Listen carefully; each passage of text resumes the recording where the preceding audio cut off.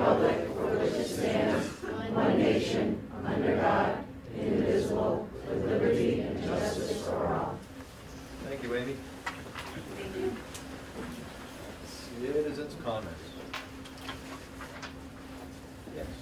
We just need your name and address for the record, please. Okay. Good evening. My name is Emily Souza of 1434 Riverside Drive.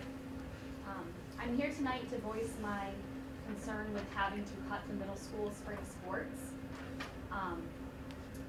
I would just like to say I think that the sports give our children a lot of skills they might not be able to get in the classroom, such as leadership, teamwork, even time management, perseverance.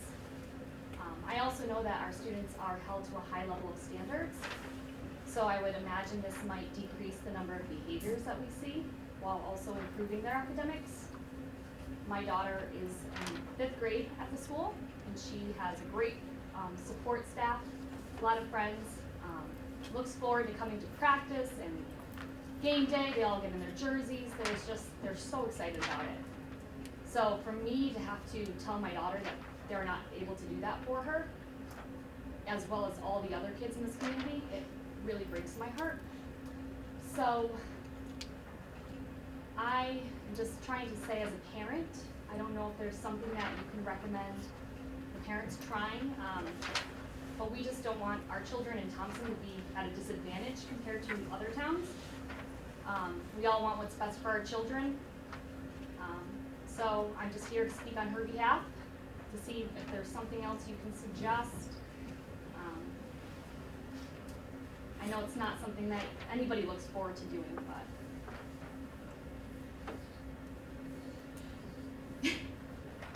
All right, I'm gonna, this is citizens' comments, so it's not supposed to Okay. be back and forth. All But I'm right. gonna break that rule. Every one of us here was torn on what we had to do.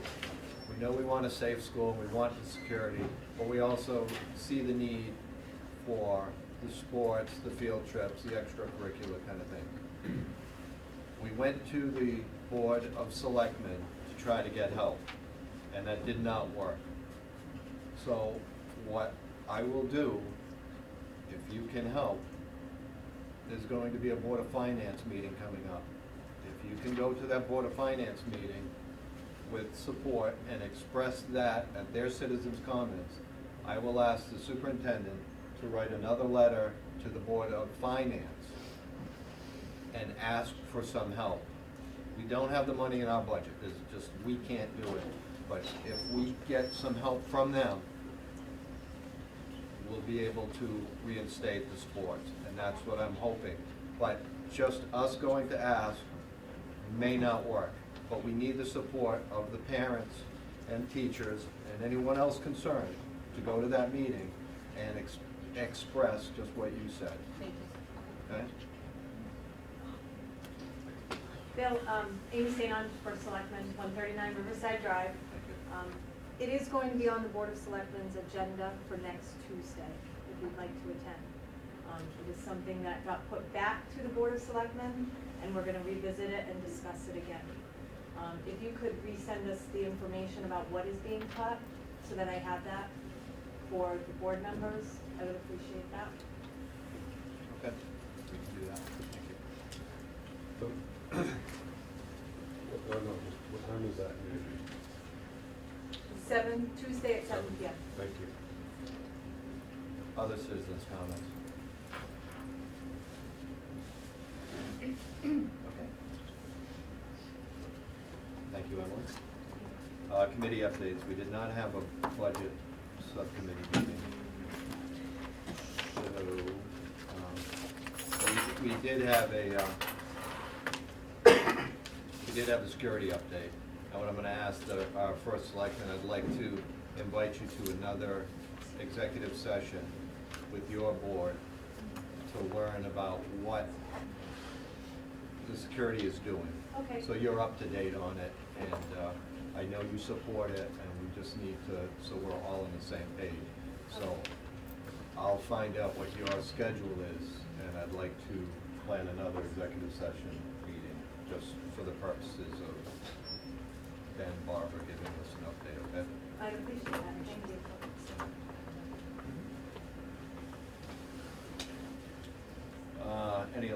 Day? Career Day was a huge success. I was unable to attend, which was very disheartening to me because I enjoy going to that. But obviously being self-employed, customer calls, you knows. The Saturday was the alumni soccer for men and women, and then there was also the alumni basketball game, which Deb Spinelli and I were the referees. I think we kept it in check, wouldn't you say? Even though I was using a kayak whistle, but it still worked. The concert, as everybody knows, music is very near and dear to my heart, and we have some very, very talented students. And it's a highlight of the year, I'll tell you, every time that you take the stage. And to come back as an alumni and take the stage with a student is always very enjoyable. On Sunday, we had the cow plop, and fortunately, the cow had a couple accidents, either one on the way here, not an accident like, car accident, but had its movement in the trailer, and we thought it was going to be a long day, and it ended up only being about 7 minutes on the field. Is that about right, Deb? 2 minutes. And fortunately, right on one square there, and Linda Boucher walked away with $1,000. So, we like the support, and we always, as everybody knows, we donate that back for a scholarship. So hopefully we can continue that for years to come. We're looking to maybe make one change next year, I think, with Kai, possibly having the cow plop at the farm, being a little more respectful for Kai and her animals, bringing them all the way here. And we can also possibly open it up to a larger playing field and possibly have either 2 or 3 cows out there. So Deb Spinelli would be really busy. She's going to need a few more scales and a couple shovels. So thank you to everyone for all your support for the Alumni Association. And be looking for us on December 1st at the Razzle Dazzle Putnam Light Parade. We're going to have a float this year. Speaking of alumni, I should have started with a moment of silence for Joe, but he probably would have hated that. He would. He would have. So that's why I didn't. But we'll miss Joe. He's a great guy, great board member, historian, author, teacher, coach, buddy. He was a good guy. So I hope you all have fond memories of him. So, yes? One other thing with the alumni, this was the first year that we had a picnic All right. from 1 to 4 at Valley Springs, so that the guys that were, and girls that were actually participating, they wanted to actually sit and chit chat, and also we opened it up to other people that they could go to the picnic, and it was, for the first time doing it, it was pretty well attended. It was a cash bar, but we provided free food for them, so it was a good time, and hopefully we'll expand it again next year. Yeah. One other thing with that, when I was leaving, we had a rehearsal for band before the concert. I was driving out and I saw these ladies up in front of the high school. And I went up, I introduced myself to them, and come to find out they were from the class of 1971. And it was just nice that they were up here on the school grounds looking around to see everything and how things have changed. And that's what it's all about. Being an alumni, even if you're not an alumni, it's just coming back and having the support for what has transpired since we were all here as students. So really, it's overwhelming just sometimes the emotions that you get. And I know a lot of us in here are alumni, so thank you. Well, I also think just bringing my mom back, being the oldest employee still living from the public school system, Yep. to see a lot of students come up to her and still know her. Yep. It was pretty touching. I brought her here for that particular reason, and then of course Julia Brown, who was here forever with substitute teaching, and the two of them, you know, to connect. So it's a great family thing too. Yeah, and You see a Dave lot of Babbitt. families connect. Dave Babbitt. Singing the alma mater, you know, Yeah. at the top of his lungs. It was awesome. Very touching. Well done. Okay. The other thing I wanted to say just about Joe Lindley really quick. Joe Lindley had the best interest of every Thompson student in his heart all the time. He was truly a graduate of the school that came back to the area, and he did some phenomenal things, but his heart was always for the best interest of Thompson students. He always wanted the best for everyone, and I think we should try to do that, to carry on his legacy, always have that in mind, because he was really driven to that. Okay. So let's move on to our educational update. Cole, you have a student spotlight. We have a bit of a turn of events.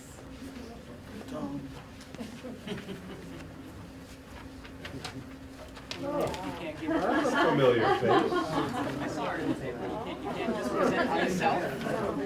You can't?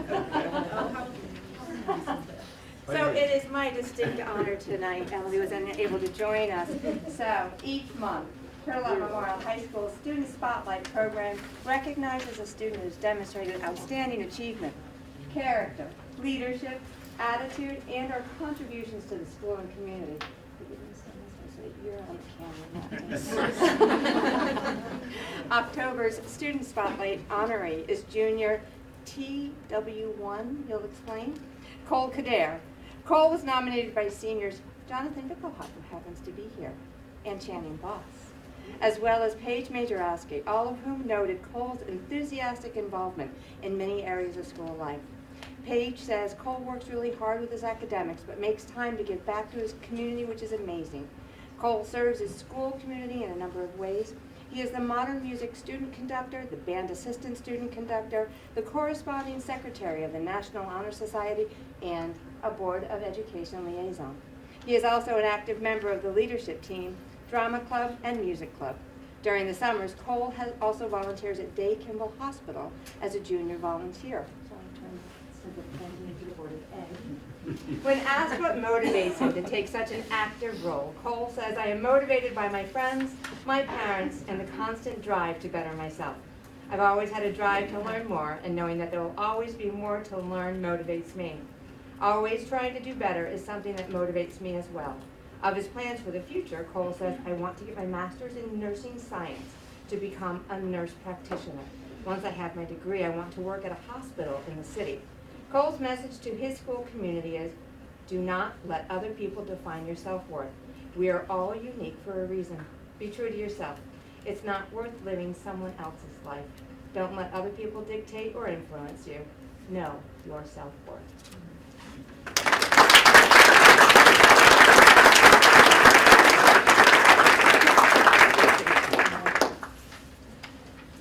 So with that, I turn it back to his duties.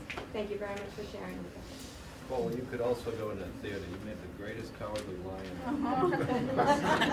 We're trying to convince him to try out for the Beast. I know, I have an animal theme though. Okay, so our first upcoming event is tomorrow. We have an early release, and we also have a leadership team meeting going on. The 16th, we have the CMA auditions, which will be happening at Manchester High School. The 20th is the mandatory winter sports meeting at 7 p.m. The 22nd is TGT at 6:30, and that's going to be in the auditorium. The 26th is the annual Powder Puff game at 12:30 p.m. The 27th to the 29th is Thanksgiving break. And then December 4th is the musical winter concert at 6:30, and Easter 8 is the 5th. So for our student voice forums, we have being able to reconstitute the gardening club and possibly planting in the courtyard. $5,000 grant from Pratt & Whitney for outdoor learning environment continues to be worked on. Considerable effort and costs were expended to remove soil from courtyard in preparation to install walkways. District may be hiring a contractor to complete a walkway and drain work. The district's work with Farm to School has resulted in a $10,000 grant to design and build an aquaponics lab on site. There will be opportunities for students to maintain the system and build additional gardening projects with future grants. Students interested in gardening might also become part of the community gardening initiative that has running for several years between TMHS, the Northeast Department of Health, and the Town of Thompson. Secondly, we have some students wanted the structured study hall list to be live in the Tyler program. These students wanted to have privilege throughout the quarter to be able to get out of structured study hall and be back in the library because they do not think it's fair.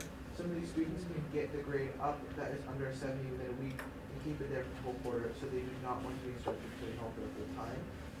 And due to the fluctuating of grade, there needs to be set dates for the determination of structured versus privileged study hall. The management of the proposed daily monitoring of who should be in structured versus privileged study hall would be time consuming and detrimental to the end goal of academic achievement. When a student's grade dips below 70, they're in danger of failing the quarter/course. Structured study hall is meant to help students get the structure they need to raise their grades. It is not a punishment, it is a support system that seeks to help students. It is recommended that students who are in structured or privileged study hall closely monitor their grades and seek help that they might need to keep their grades up. For example, any student can come to the library to utilize peer point or get help from CC Lab. And finally, we have a student voting expressing a desire to have more field trips offered, and field trips are limited to destination-select experiences and they are tied to learning targets of the curricula of the school. Some field trips are also limited because the departments or students are unable to afford the cost of registrations, entry fees, ticket prices, plus the cost of transportation. Teachers are encouraged by the administration to offer field trips to their students due to the learning experiences that can be gained outside of the classroom. That's all I have. And I just have one correction. The after-school grant was $81,848. So. Yeah. Does anybody have any questions or comments for Cole? Good job. Congratulations on being the spotlight. Thank you so much. Okay, superintendent's looking at enrollment. Enrollment. So we are up 9 students. We've increased at Mary Fisher from 423 students to 429. We've increased at the middle school from 330 students to 332. And at the high school from 220 students to 223. And I have been told that we are enrolling this week 3 additional students. So we're climbing back up to that 1,000 mark. Questions, comments? Okay. Superintendent's award. So I am very happy this evening to announce the CAP Superintendent Student Award Recognition Program. And that program is designed to allow superintendents to move beyond the academic achiever who routinely receives recognition and to use their discretion and understanding of the students to reach a wider spectrum, not often or perhaps never considered as superstars. Recipients might include handicapped vocational or alternative school students. Again, award recipients are a local choice. And in Thompson Public Schools, our teachers nominate our superintendents for our students for the Superintendent's Award. We've invited them here this evening so that the Board of Ed can recognize these students first before they are recognized publicly at Killingley High School on December the 3rd in a very formal award ceremony. So I would like to introduce to you those students so that you can give them a certificate. So from Mary Fisher, we have Parker Ring from grade 4. Parker, come on up, Parker. Okay.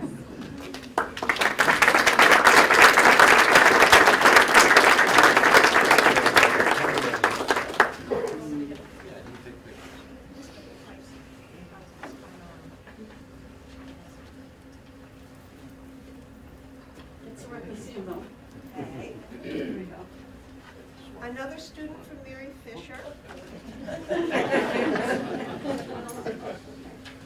Another student, if you stay here, okay, so we get the whole group.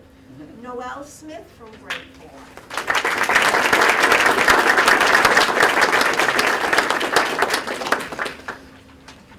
Congratulations.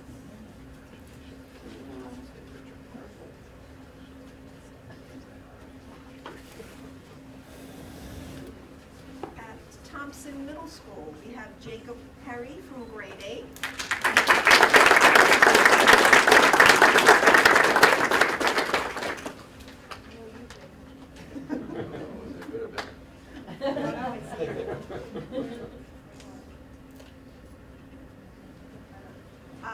Another student from Thompson Middle School, Jordan Butler, from grade 8.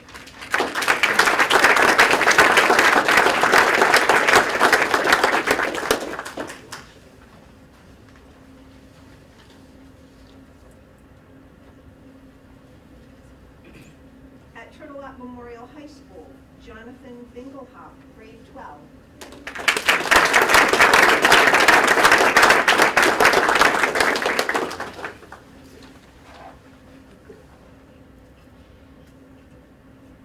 And our final student from Turtle Rock Memorial High School, Channing Bull.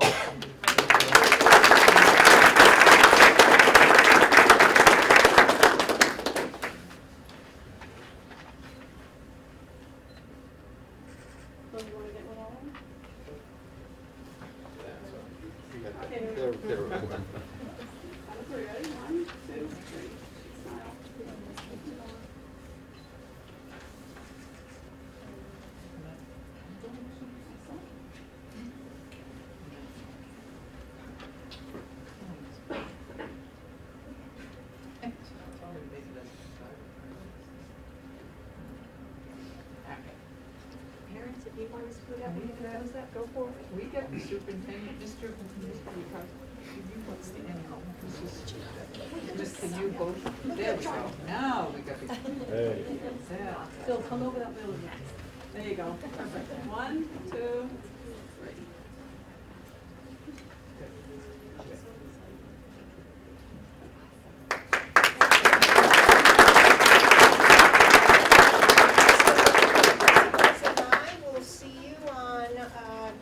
December the 3rd, where you'll be with other students from across the region to receive this award from other districts. So it's a fun night. We'll see you then.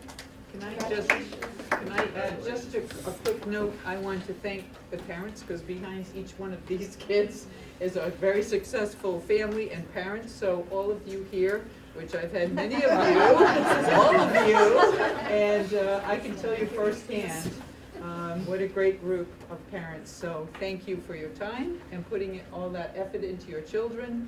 And this is, just a great group of leadership, kindness. I can't say enough that I've known all of these students here, and they're wonderful. So thank you. Thank you for being here.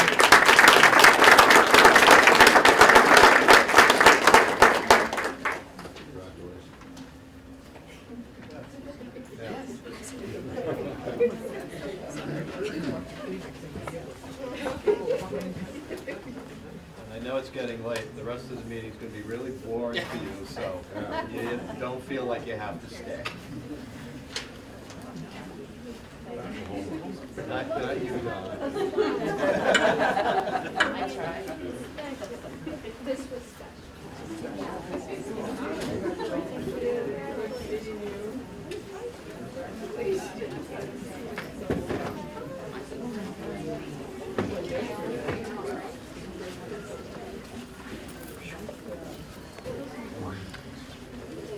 And Sean,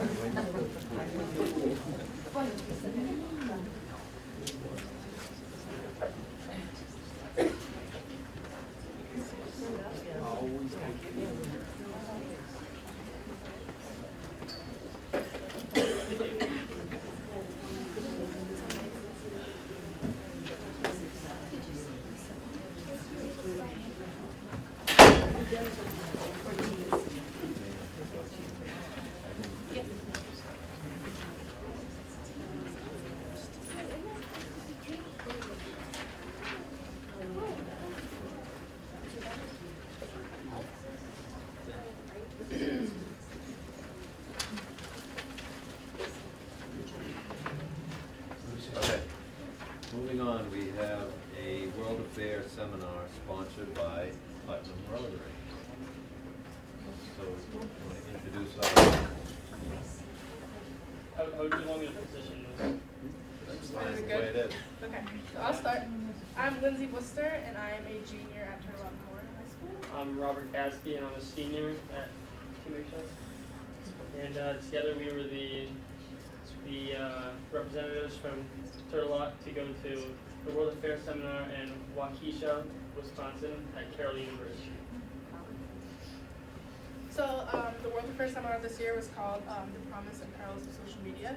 So basically we went and we talked about the negative and positive effects that social media has on the world, and it just brought everyone together. And we did this on June 22nd to June 28th, and we went from Boston to Chicago, and then from Chicago we took a bus. So. This is the girl we sat next to on the plane. We talked extremely loud for 200 hours.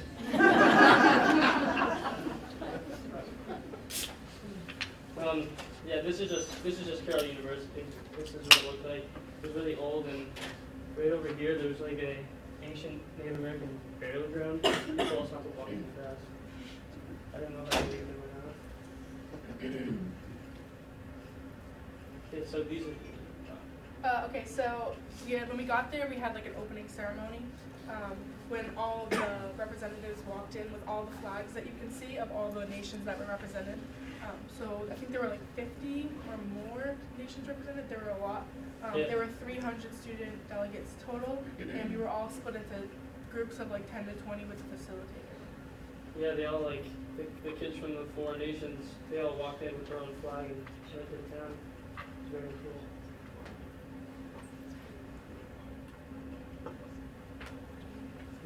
Okay, so while we were there, we had a challenge to create something called the Capstone Project. So basically in our groups of 10 to 20 kids with our facilitator, we had to pick a topic, any topic that we wanted regarding or like related to social media. And we had to create a project out of it that we would then later present in front of everyone. So, this was my group. So first we created a social media page. My group focused on the unrealistic expectations of social media and body image that social media has on like young teenagers. And so this is our poster. We have like just some statistics. And then our social media page, we had just like a bunch of followers, and after every post, we like had a big paragraph just like explaining why we were focusing on that topic. And then this is my group over in the corner after we presented. Yeah, even our like leaders that are there that would like tell us what to do, like kind of our chaperone people. They were also from 4 nations. That's Abdul, he was from Ghana. It was very cool to meet them. So this is my group. We made our Capstone Project on like how you lose individuality through social media. You like poor communication skills.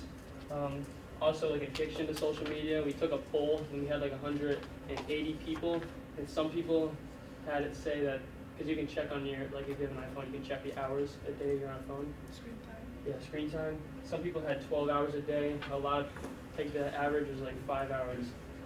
That was a good reading. Another one is artificial self-validation with like the likes. You feel happy. People are liking your post, but you really shouldn't be that happy. You should be happy about living life. And the 4th one we went over was conformity, how people are, that's like about losing individuality. People are just conforming to others and following trends, and people are just losing themselves in social media. These are just, there was 300 people there. There was a lot of capstone projects. These are some of them. People coming together. And every day we had a different speaker come in and like talk to us. So some examples. We had connecting with your inner intelligence, which is like self-awareness, self-management. How can you change the world? What can we do back here, there, together? The importance of human trafficking was a big thing that we focused on through social media and trying to prevent that. What are some of your most marketable skills? Just learning about yourself and what you like about yourself and the skills that you have that you need in the real world. Individuality, cyberbullying, and then at the end we had a student panel, which but basically we had a bunch of students volunteer to make their own speeches. So every student like focused on a different topic, and they all went up and they did their own speeches, like 20-minute speeches, I would say. Yeah. With the whole presentation, they got to like interact with the crowd. So that was really cool to see people just like us going up and just doing speeches and talking about things that are happening in the world. So some of the capstone projects, one was like the Sudan military crisis. People were making social media pages and getting people around the world and just following a whole bunch of people and just getting the message out there. Some of them there was like a wide variety of them. One of them was suicide prevention with social media, and how you're not alone, and you have like the whole world community, you can talk. That was a really interesting one I liked. These are just some of the examples. And every day we also did an activity, so we had like open rec time when we weren't having speeches and stuff. We would go and like play soccer and like just spend time together and learn about people from other places in the world.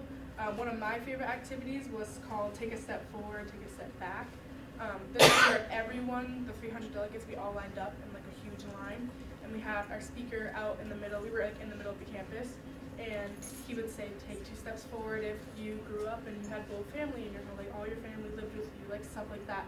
And at the end, we would all turn around and see where everyone was compared to each other, and it just gave us like a sense to just show like not everyone's equal necessarily. People have more than other people do. Just like be grateful for what you have. So it was really cool to see where everyone was at, but then in the end come back together and just regroup and talk about things that we can do to make that feel more equal and make everyone feel like they're a part of something. I also saw that Take a Step Back activity is like, when I finally looked back at who was behind me, I saw that I only look at people that have things better than me, and I just look at them, but I never look and see people that have it worse than me. That was just a big eye opener. And this is what was the World Affairs Seminar people, they posted on Instagram, and this is a perfect thing that sums it up and says, if many little people in many little places do many little things. Okay, I just clicked off of it. It's okay. I'm sorry. I just thought of it. Just clicked to the whole thing again. My bad. Oh, okay. All right, one more time. Oh, There you go. okay. Touch it. I'll reread it. If many little people in many little places do many little things, they can change the face of the earth. And that's how I saw it, seeing all those people around the world. People I never thought I would met. It was just crazy. There's like, I met people from Norway, England.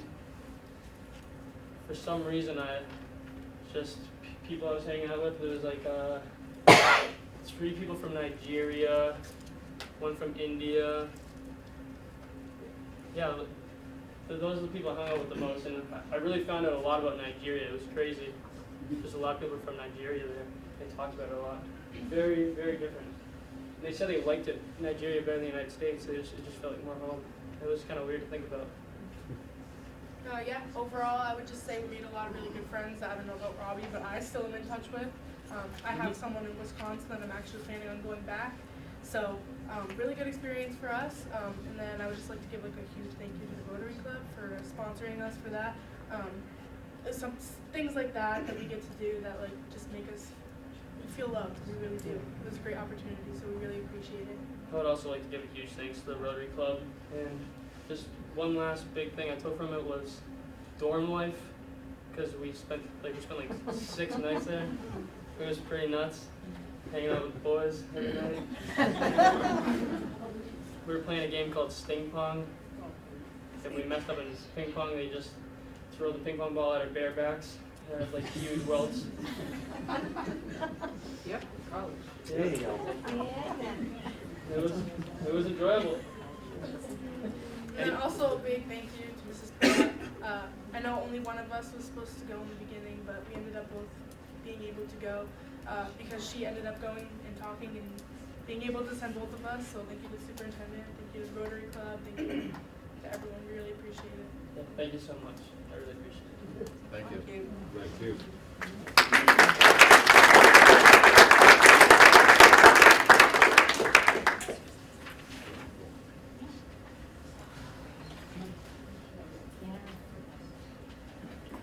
Next on our agenda is election results. And with any election, you get the good news, bad news thing. We have Danielle Carlson who will be sworn in and joining our board our next meeting. But the bad news is Matt will be leaving us. And I feel very sorry about that. I've been on the board for 18 years. And I've seen people elected that just didn't care. They wouldn't show up, they wouldn't come to meetings. I've seen a lot of people come that really care. Matt's one of those guys that really cared. He's tried a couple of times to make it. We're fortunate enough to have him join the board, you know, mid-year. And I'm really sorry to see him go. So we have a little thank you for you. But, and this says, in appreciation, Matt Polsky, thank you for your contribution to the Thompson Board of Education, June to November. So, thank you very much.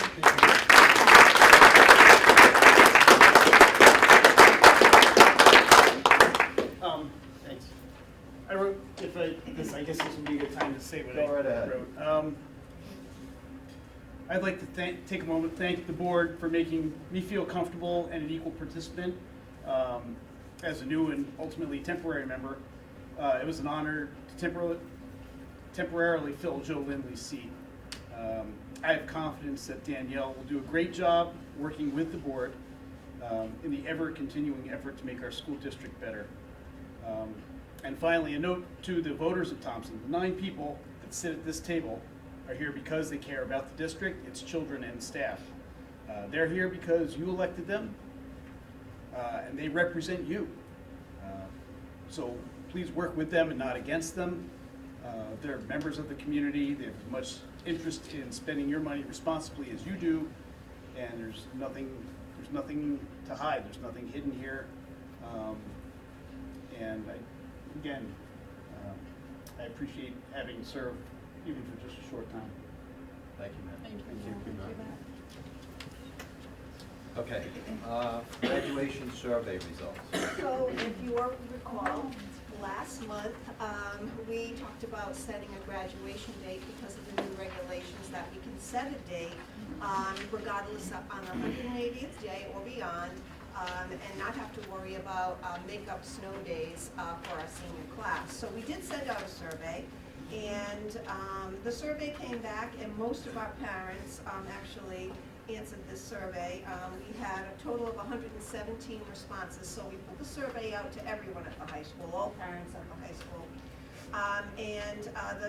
The top choice is the first Friday night after the 180th day.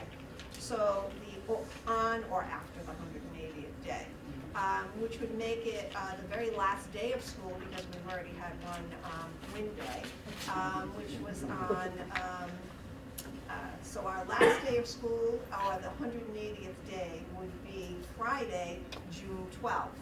Danielle did a little check to see what the other school graduation dates would be, so we wouldn't run into that conflict. Ellis is graduating on the 15th. QMC has not set their date, and Killingly right now has a tentative date of Friday the 19th. So my recommendation would be, based on the survey results, that we go with Friday, June 12th as our graduation date. At 6 p.m. So should we add this as an action item? So just for the purposes of adding it to an action item, could I have a motion, please? I'll make a motion that we add. I missed it. I'll give it to Jody, and I'll give the second to Kathleen. Okay, I'll This is second. only to add it for agenda Yeah, items, and it of will course. be E, F, G. All in favor of adding it, please say aye. Aye. Anyone opposed? Okay, so that will be.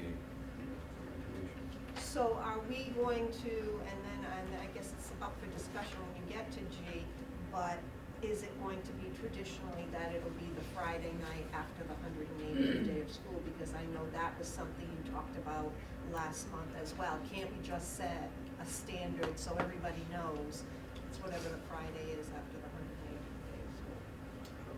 Part of our discussion. Okay. Open for discussion, but I like that idea. Okay. We have a budget timeline to discuss. I'm going to turn that over to Mr. Gentes so he can review that with us. Did you guys get it in your packet? Yes. Yeah, okay. It is. All right, so this is essentially pretty much the same as the last one. Last year's with some of the dates, and I tried to pay attention to when holidays were, board meetings, et cetera, but this is kind of the same, about the same timeline, except I only have one referendum on here.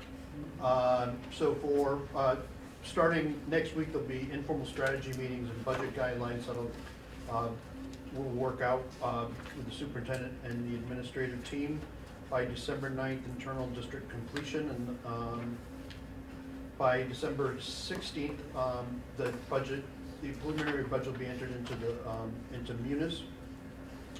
January 6th, district budget meeting with the superintendent, admin, and me on January 4th. And then there's a board meeting on the 13th. First budget shop, I realize it's a weird snake thing here. So the budget shop workshop's on January 20th, 27th, February 3rd, a regular board meeting on the 10th of February, another board budget, a budget workshop on the 24th, another one on the 26th, a special meeting on March 2nd.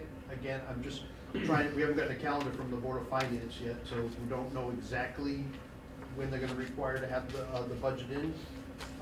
But based on last year's calendar, March 3rd would be the budget submitted to the town, and then public hearings, et cetera, and eventually going into the town meeting in May 4th, and then a budget referendum to be determined.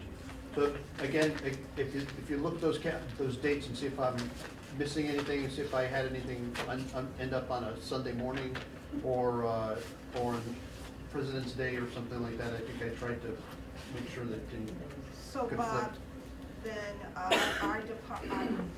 our budget needs to be prepared for the January 13th BOE meeting to present to the Board of Ed. Yep. Okay. Any questions on this? If and when the dates are finalized on this, can we have this readily available on the front page somewhere? Yep. Of the Just so, website? on the website, so people will know exactly when the meetings are, so they can attend. We would welcome anybody who would like to attend. Well, we have this as an action item to approve these dates, so we can approve them, and we'll share them with the Board of Finance and the Board of Selectmen and the community. And all four people will show up, so we'll be good. Okay, naming of facility appointments.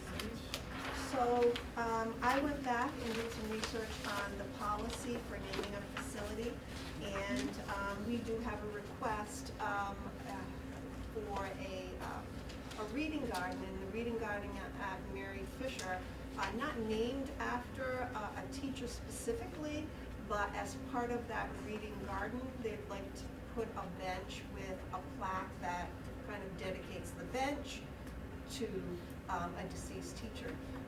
And so, under number 1, it says the board shall appoint a committee composed of 2 citizens from the immediate community to be served by a particular school, so that would be Mary Fisher, and then a representative from each of the following groups: teachers, administrators, PTA, PTO, and then the final is 2 student representatives. And obviously it's for preschool through grade 4, so having student representatives wouldn't be appropriate there.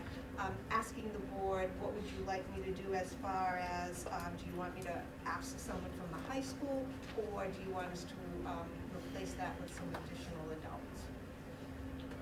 I personally would say let's get somebody from the high school, because it doesn't specify really, so let's try to keep them involved, because most of them probably had her as a teacher, so.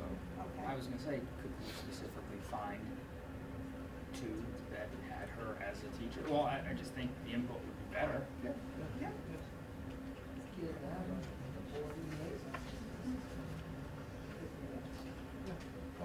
I'm sure you can find 2 volunteers up in the high school to do it, I'm gonna be if meeting, that's all right with the rest of the board. I'll be meeting with the leadership team at the high school in the morning, so I can throw that out there. Principal Brett, you okay with that? I'm sorry. You okay if I throw that out to the leadership team and Oh, let them pick 2? absolutely. Okay. Thank you. And then what we're gonna do is we'll put that group together, and then they come back and follow the policy and come back and present to the board.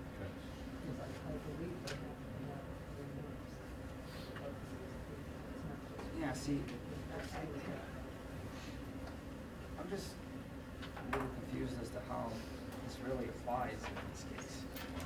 Yeah, this is like naming. This is for naming a building. Yeah, This isn't building, for this is putting a a lot bench of with a work to go name. through to put somebody's name on a bench. I mean, I don't have a problem with doing it, but we have a policy for naming.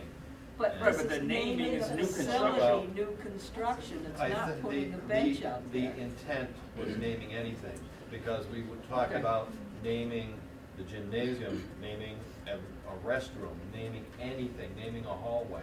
The intent was naming so something. then we. Well, that's not what this says, Right. so. I understand that, but I was here and that was the intent. Okay, but this is a real problem that we have. We always have intents. We intended to do this, we intended to do that, and it never was clear. And I don't want to get into the issue because I have a personal problem, but, and you know what it was, but yes. So we intended to, we meant to do this, but we didn't do it. This says, literally says, naming a facility or new construction. It doesn't say a bench out in a memorial garden. That's not new construction.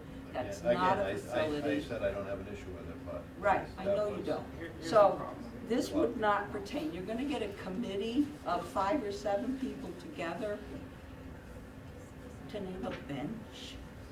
That's crazy. It's a waste of people's time. We should have, That's just it, unless I'm mistaken, correct me if I'm wrong, Nav, this bench, this garden, this reading garden that was discussed, if I'm not mistaken, this is donated money, correct? For a Yes. specific reason, Yes. particularly a reading garden. My point is, to have any committee We're put not, 3 names, no, that's not the intent, this money is not so somebody else's name can be on this bench. And so if this, it came before the board, I know, well, the same thing with. But it was never approved back then. right, it was wasn't not approved because. of right, Montgomery Reading Garden. Right. So it just is now a reading garden, period. It's just an umbrella of just a generic reading garden. And in the reading garden is a bench that money from the family had donated. So they had a bench and it will have her name on it. Just so it's. I think it should be the Montgomery Reading Garden, Right. but if the best we can do is a bench, then I'm Now, if happy you with want the to bench. revisit the whole reading garden piece and naming, that would be Kathleen's point of saying, let's, if it's a big construction. I think we need 2 policies, one for new construction or large Yeah. buildings or rooms, and another one for incidentals like benches or Well, it's like the statues or whatever paintings we that, want. it's like the prints that hang, those were all donated in somebody's name. Years ago, there was a whole project by an art teacher that started all those prints, and they had kids donated. So that was like, kind of like this, instead of a bench, it was a print, and it just kept going. So there are prints all over with dedications. Where are they all? Down on the back hallway. Down the other hall? Yeah, Because they used to be right out here. yeah. They're down near the cafeteria and they're in the Marriott Fisher Inn. So here's the thing, we had, in the Spanish room, there's chairs, we donated to have names, plaques put on each chair. We didn't have to go through a process like this. So, I mean, I think it's different, I can see your point, but I think if the monies are being donated by the family for the bench, to have a plaque on the bench in this area, then we should honor what the family, I mean, this. Right, all right, but we don't wanna set a precedent where if I wanna put a stuffed elephant here in memory of somebody, that it just happens. There's gotta be a process. Right, so let's develop another policy about how we accept donations and for what and who has to approve a donation. We've already accepted this, it's for a bench, so let's just do that. But now we need a policy on how and where we accept these types of donations and honorable donations.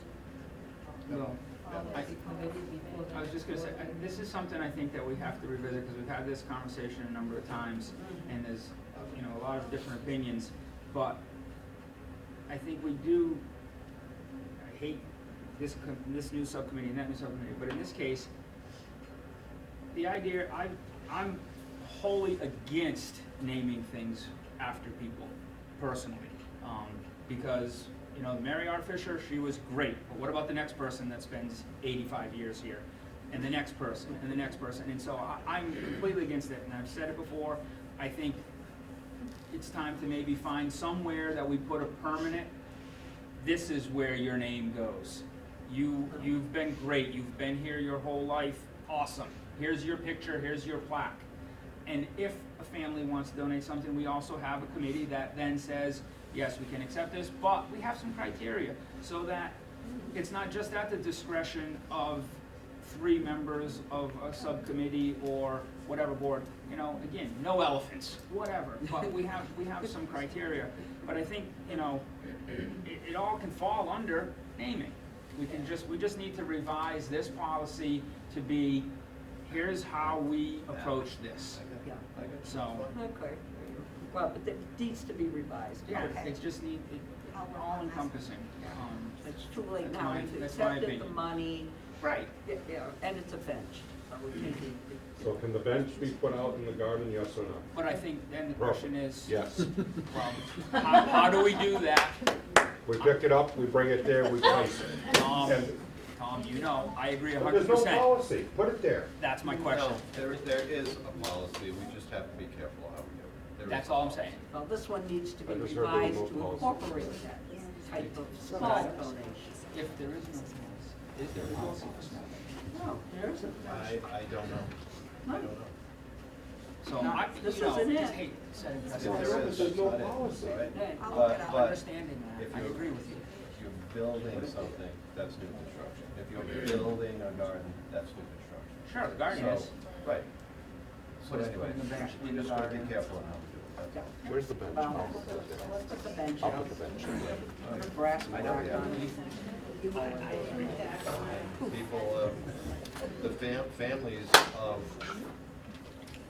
families have said no, they don't want a room named after a certain person, so Right. you have to deal with that too. All right. Okay. Superintendent's. We're putting a bench in. We're putting the bench in. Perfect. We're just putting the bench in. Bench can go.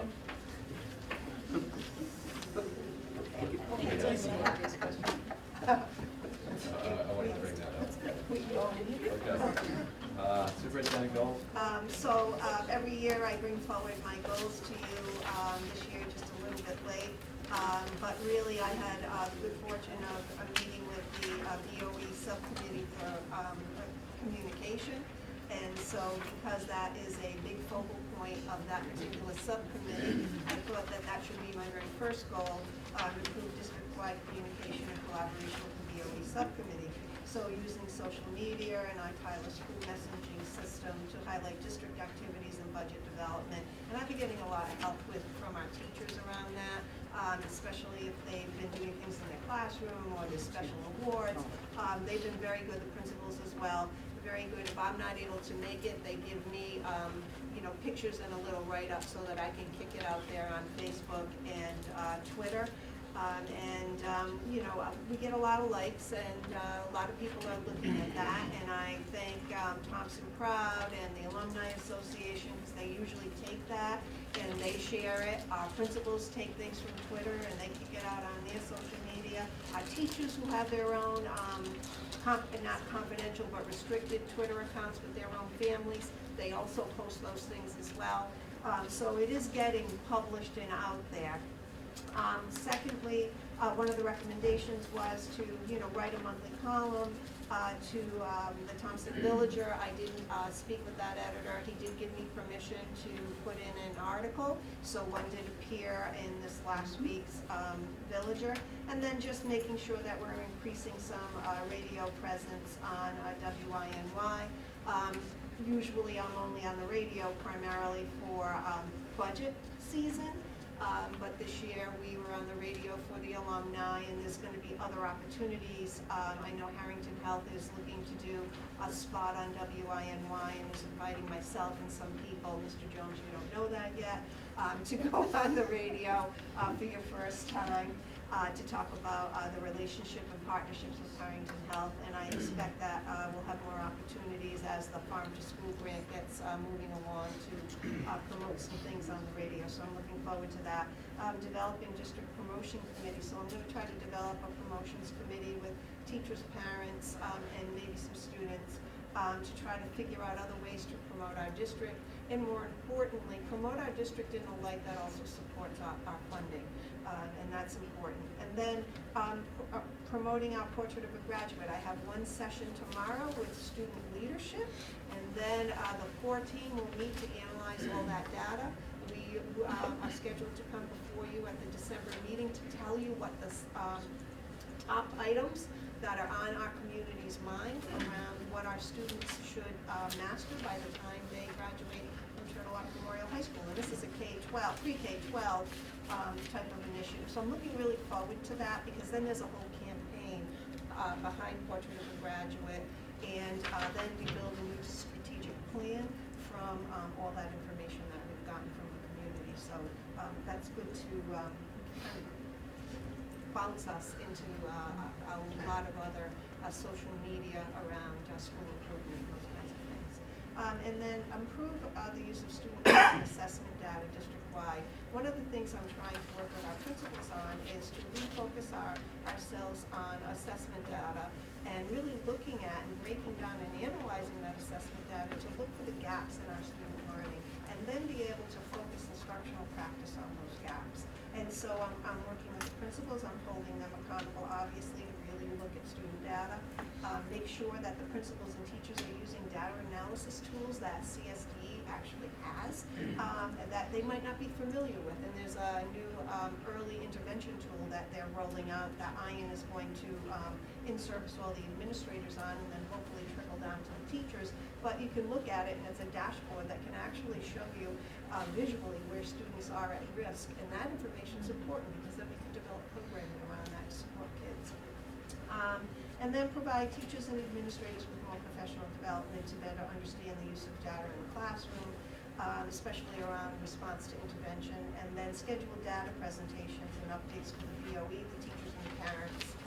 And then goal 3 is to supervise grant management, coordinate the Farm to School grant project. You know, we had to use some of my time as in-kind, so I am the project director for not only Thompson Public Schools, but Putnam Public Schools in association with Trifecta Aquaponics. So I file all the reports with Bob, and the two of us together, you know, get big headaches as we're trying to manage all those federal sites, but we've been navigating through the first set of the reports, so I think we've done okay. And then supervise the implementation of our school-based diversion initiative grant, which is trying to reduce the number of out-of-school suspension for our students. Looking for alternate ways to shape student behavior and keep our students in class and in school rather than having out-of-school suspensions. Obviously, there are places where we can't avoid non-school suspension depending on what that behavior is. And I know Mr. Jones and Mr. Prentice and Mr. Nolan and I talked this morning, because we're really looking at the middle school to kind of reduce some of those out-of-school suspensions. And we also got kind of slapped on the wrist, because we also had indicator 4 of suspensions say that we have a high proportionate of students with disabilities being suspended. And so how can we work with our pupil service director and our teachers and our principals to kind of address those concerns? What kind of supports do we need to put in place? So that's a big grant, and we're all working together. And then work with the finance director to monitor federal, state, and state grant accounts. It's a complex task to manage all of those federal grants, and even some of the small grants like that Reading a Garden grant. And so staying on top of what's in every line and making sure that it rolls over from year to year, and making sure that those numbers are accurate, will take both of us to kind of manage and talk through and make sure that the monies are being spent where they're supposed to be spent, and following the compliance rules for all those federal grants. So we're working together on that, and because we're putting a lot of time into that, I think that that is one of the strategies under the grant management I think is important. And then finally, research efficiencies in staffing, school schedules, and/or school configurations to assist with budget development. First, complete a cost analysis of outsourcing high school students. We did that. We presented that at Portrait of a Graduate. We are going to do that on November 21st at the Board of Finance meeting. And then we're going to put some type of either a pre-recording or something that we can get out there to the community so that they can also look at that same information, so people know that what would it cost the town of Thompson if we outsourced all our high school students. And the reason we're doing that is primarily because there is a movement in town that it would be much more cost effective to close down Turtle Up Memorial High School, and we know from that analysis that that is not true. And we need to get that out to the community. And then finally, working with our, completing a cost analysis to create a new district school configuration. We talked about that during budget last time. It was kind of too late in the budget process where we were going to be able to make a shift. We did cost out the capital expenses and know that there are some structural things that Mr. Burge will have to work on if we are to create a different school configuration. But we really need to put solid numbers to that kind of discussion. And is it cost effective to look at a different configuration? So we're doing that work. We're starting that work this week, and I'm hoping at the December board meeting we're going to be able to present our findings to you, because that starts the conversation around the budget.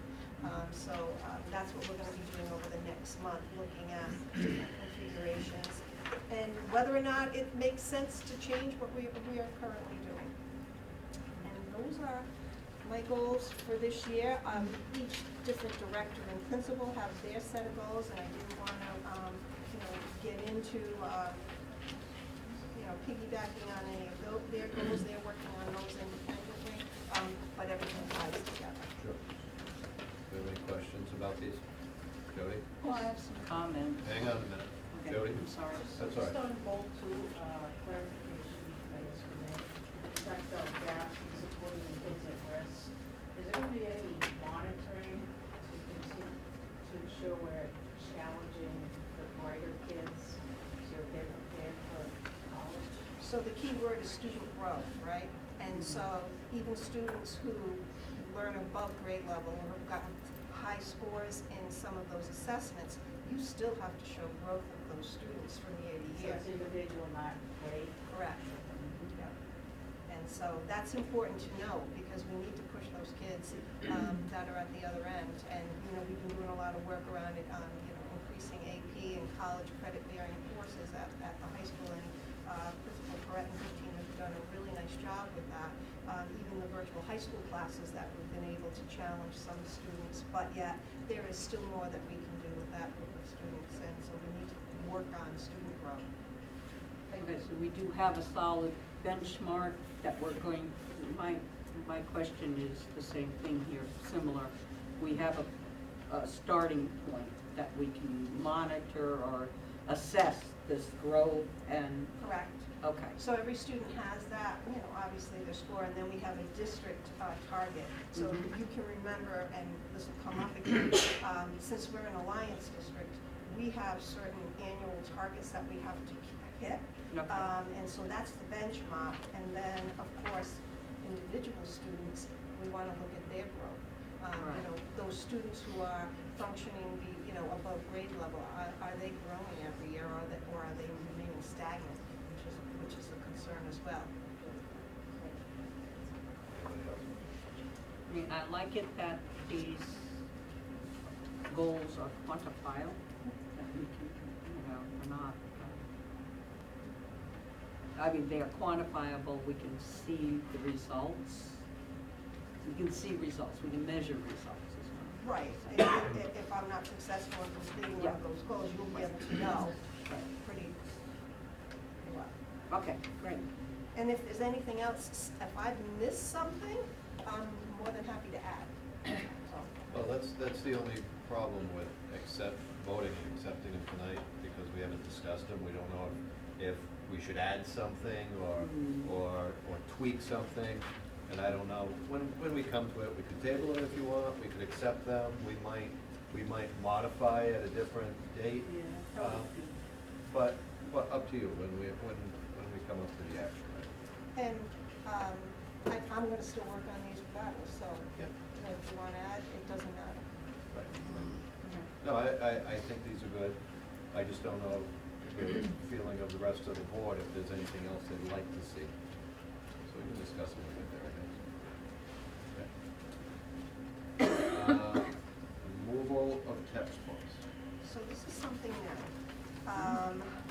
So it's what I've been always trained to do, is that whenever we take tech equipment or books from inventory, and I like to keep track of that, and we're starting to do a good job of anything new that's coming into the district, we're adding into inventory. What happened before this year, there's probably a good tech inventory, but as far as books and textbooks, there probably isn't a good process. So our new librarian in the middle school has been going through the circulation through the books here. Some of them very dated, some of them very worn, and so she's weeded out those books that she wants to exit from this collection.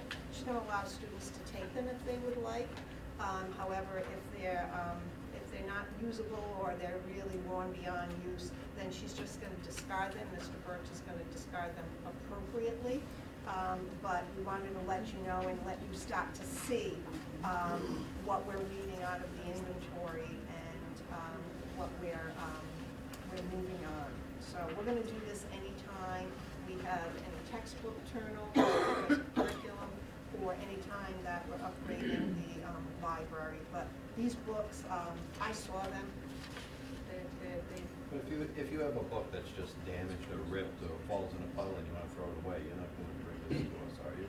If you have to We're going to throw do out. it with one time a Okay. year. Yeah. It's nice to see that the one that was dated 1983 is out of date finally. We probably had that when we were here. And I think Great, we're out of date. is we've been hanging on to things because no one knew what to do with dated textbooks, and so they really started to pile up around here. And Mr. Birch wants us to move them out, so. Mr. Birch, all right.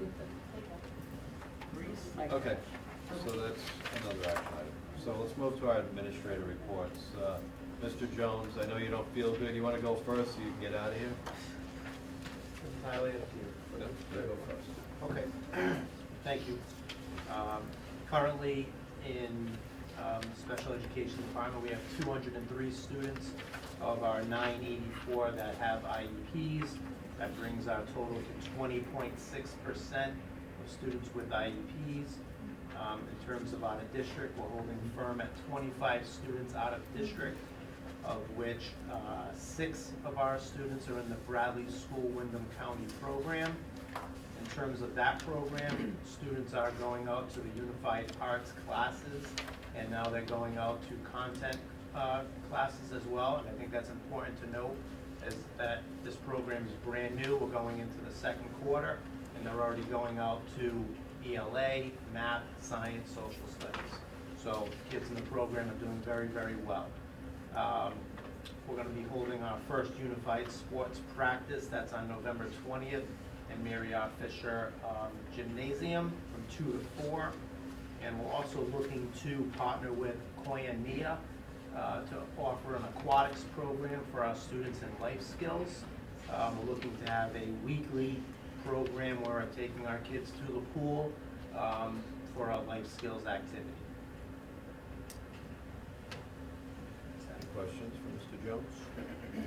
I heard on Winnie, they were talking about the Unified Sports Program. It was a very good segment, and I know they mentioned Thompson and everything, so it's obviously picking up more steam, and I didn't realize, is it 18 years or 20 years that Killingly's been doing this? I don't know how long Killingly has been doing it. It was a number of years, but they gave some very good kudos to Thompson, so, Awesome. yeah, That's that was great. about a week ago. Thank you. Oh, go ahead. I'm sorry. How is the Koinonia thing's structured? Are we paying Koinonia for There the would be a use? fee, there would be a fee for us to utilize the pool, correct? Just to utilize the pool? Correct. Our therapists are going to go and teachers are going to go with the students to the pool, and support the students there. Will that add for transportation costs for us? It Like, will. how often will they be going? One time a week. One time? And when we think about the group of students that will be going, it's our students in life skills, so appropriate for that particular population of students. Thank Good. you. All right. Thank you, Mr. Jones. Thank you. Now, if you want to go next? Sure. I'm going to call October our month of exposure to different things for the elementary school. There was a whole kind of group of all different experiences, starting with Don and Dr. Thomas, the astronaut that came. And he did an excellent job. And I'm glad the 5th and 6th grade joined us. And he had a strong message. He left a few books, and the PTO said they donated one to the public library, so that's nice to extend that. We had some field trips, and I'm just going to give you just pass this around. And of the kids that wrote when they finished, I'll just let you pass them around. And these are the originals I'll keep, so you can. But it's nice to see from their point of view what they learned going to Bluff Point. There were 2 different field trips and taking samples and water samples, and you know, they had little nets and they caught things and they identified what they were. They tested, you know, the content for salt. So that was one of the trips, and then going to Mystic Seaport with both 3rd and 4th grade. And to have it completely paid for, buses, admission, everything paid for is just the best. So these are going to Amy Goldberg, and she coordinates the whole piece. It's kind of, I told the kids, it's like paying it forward. So they had to do their best writing to convince the funders that this trip should continue for next year's 3rd and 4th grade. So they put their heart and soul into it, so you can read their pieces. But of course, we get writing out of them, so that's good. And we had Sadesky puppets. This was something that came to us last year through our art teacher, Erica Conley. And when she had a year-long piece. And so they're not going to be in business anymore. They've been in business for 39 years, but we were glad to have last year and this year. Strong message, anti-bullying, you know, picking good friends and believing in, you know, it's all about friendships. So had a lot of variety of experiences and good things for the elementary. Oh, and Veterans Day. Thank you for all that attended. Thank you. It was a nice ceremony Bill McDonald had put together, and it was excellent ceremony for the kids to be there with. Thank you. Megan, you want to go next? Sure. So we're really excited about this time of year. It's amazing that college acceptances are already being announced. I wish that I remembered at the beginning of the evening to recognize Channing Boss. Very exciting news. Interesting times we live in. Only just applied last week and received a congratulatory text. So the days of the big envelopes and do I open it or not, but we're really excited that our students are already beginning to hear back from their colleges of choice. Very excited to report that we had another amazing school governance council meeting this evening in which our student liaison and teacher representatives were able to join our really dynamic, excited group of parents, which I'm really excited to say are still here this evening. They've come down here and they're attended the Board of Education meeting. One of our primary goals that we're working on is, it's been communicated that incoming freshmen, it's a transition. While we really try to do a great job to invite our 8th grade students to stay home and make Turtle Lot their career aspirations for their education, that we need to get better at communicating. Because there's that disconnect as our children grow up and grow on, that we still want to be able to maintain a level of communication with their parents so that they can have those key tidbits to talk about around the kitchen table. So we're looking at using the Tyler system, but also to being sensitive to the desire to stay involved, because we all know that involved parents really do make a difference. We're about to share with them the work of our faculty as we look into our program of studies for the year 2021, and as that drives our budget requests. Also aligning those to our career pathways and our continuing expansion of AP courses. A lot of work lay ahead of us for the next 2 months as we get ready to get ready for next year. Thank you. Steve? Okay. Last week, parent-teacher conferences at TMS were held on Wednesday, November 6th from 12:30 to 2:30, and Thursday, the 7th from 5 to 7. We had about 160 parents sign in over the 2 days, which means that's probably easily over 50% of our kids had parental visits with teachers. I'm told by some of the veteran teachers who've been here for a while, it's probably one of the better turnouts that they've had in recent years, so that was encouraging. Our Scholastic Book Fair was held last week in the Media Center here for the entire week, including while the parent-teacher conferences were going on. So not only did all of our kids get a chance to get in here and buy some books and different posters and things like that, but their parents also got a chance to come in and do a little shopping as well. On Thursday, October 24th, grade 5 students attended a field trip to the store's Adventure Park, where students participated in problem-solving and team-building activities. On Tuesday, October 29th, members of the 5th and 6th grade band participated in a field trip to the U.S. Coast Guard Academy in New London. TMS students were treated to the Coast Guard band performing a variety of compositions written by a number of American composers, with each piece reflecting a place or region in the United States. Our students took a musical journey across America, visiting diverse places such as New York City, the Sonora Desert, St. Louis, and the Shenandoah Valley. This interactive concert provided students with the opportunity to explore how composers use the musical elements of form, rhythm, dynamics, and expression to convey their musical talent.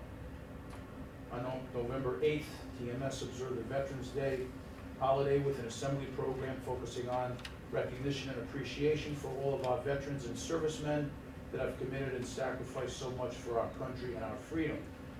As always, Mrs. Groh and Mr. Prentice put together an outstanding program, went very well. I think a highlight of the program was that it was intended to be about 50 or 55 minutes, but we had some technical difficulties with the presentation, and our kids ended up being in there for about an hour and a half. So put over 300 kids in a seat and ask them to sit there and be attentive for an hour and a half is kind of a tall order, and our kids were absolutely outstanding. We commended them afterwards.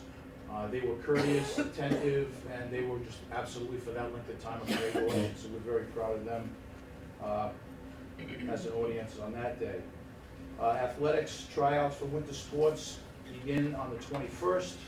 All winter coaching positions have been filled and they're ready to go. Based on first quarter grades, unfortunately, we have 19 students academically ineligible to participate, which is a significant improvement over last year at this time.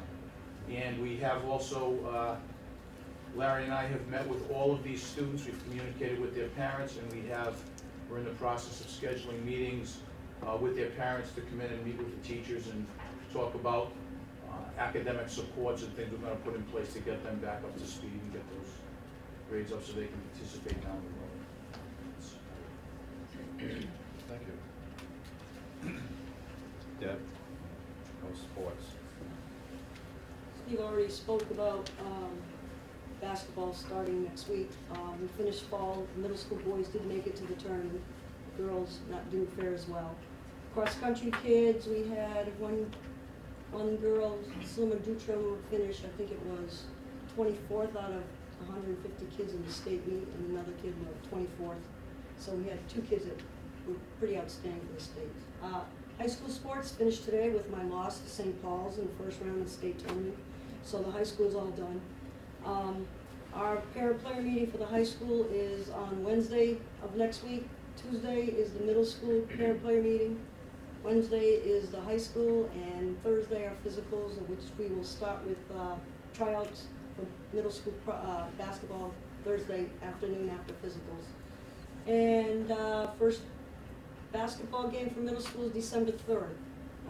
Everything's a little bit later for the high school this year because of the way the calendar runs. So girls basketball starts the 2nd of December and the boys the 5th.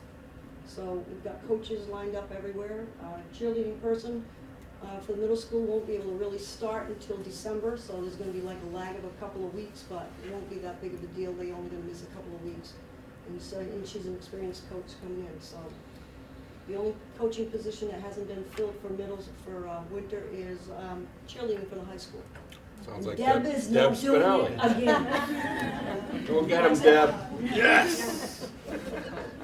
Thank you. Mr. Birch. Those things. Well, we had our first school closure last week due to a power failure.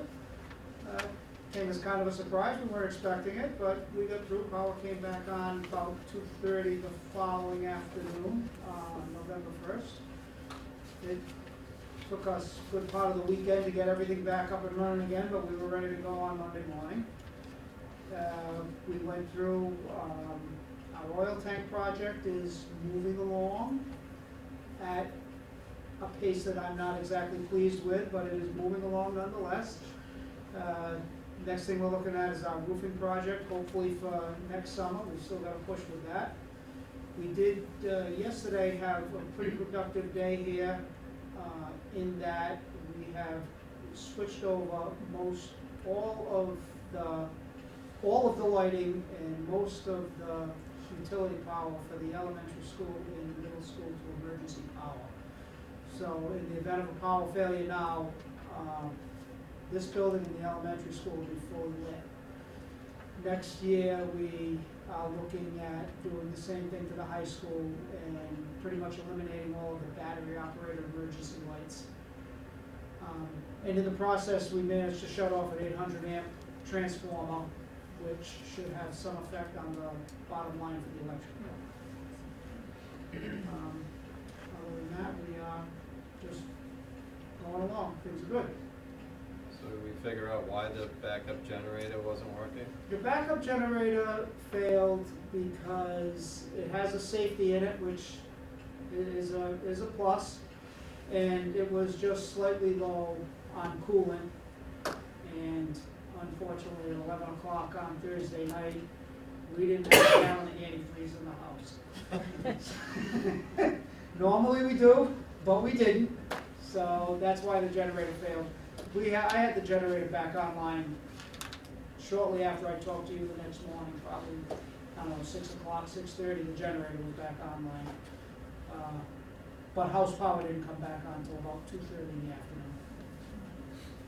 Can the generator run the whole school with kids in it? Like, would you have canceled school if the generator was working? Would you have canceled school? So at that point, I didn't think it was meant to run. At that particular point, Matt, we would have, because we didn't make further conversions until this Monday. Right. So to understand the history, when we did the last building project and we put the additions on,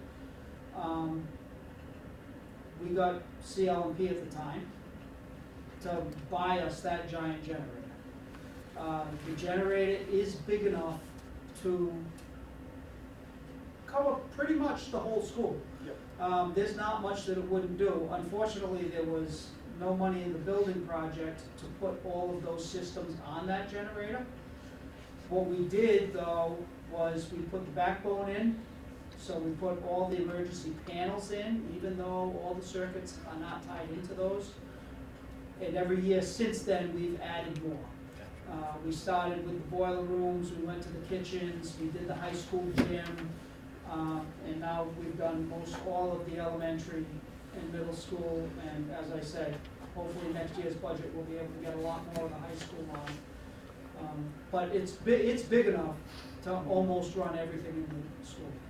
And the good news is that we wouldn't have to send kids home in the middle of the day if we lose power. That's what I was, yeah, I don't think it wasn't necessarily meant to, if it went out in the middle of the night, you still wouldn't start school with the generator, but you could keep them here.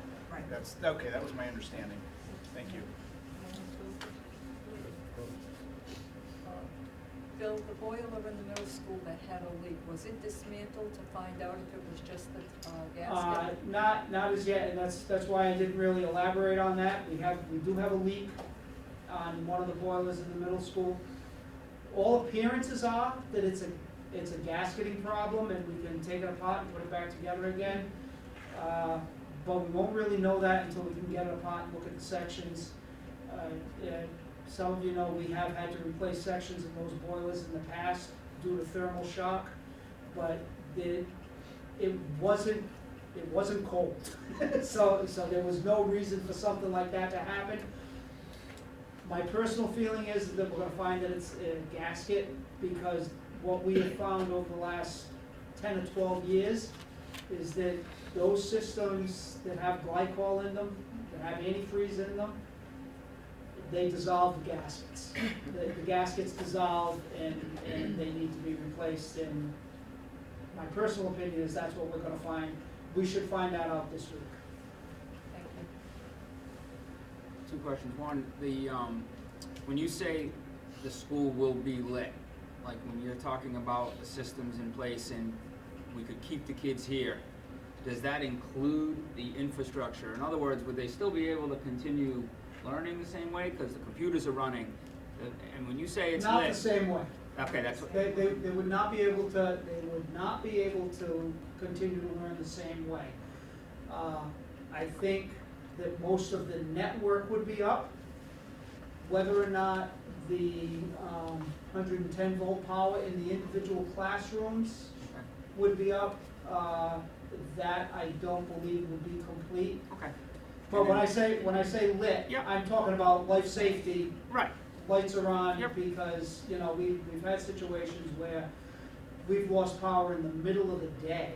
Right. And by the time we get the buses here, and get the kids on, those battery operated emergency lights are gone. Right. They're dead.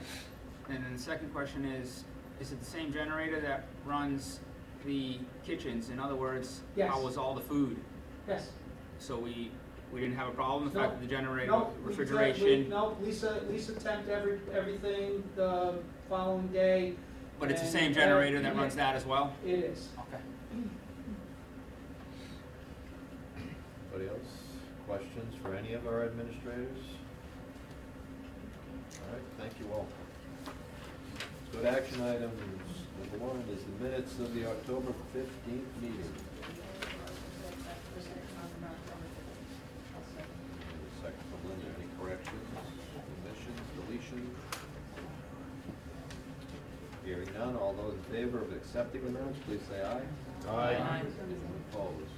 Anyone want to abstain? Done. Have a motion to accept the budget timeline? Make a motion. We have a motion in the second. One step behind. Any discussion on this? Other than sharing it with the Board of Finance and Board of Selectmen and posting it? Sorry, one question on June 20th, that's Martin Luther King. Isn't school closed that day? So is that date need to be changed? January 20th.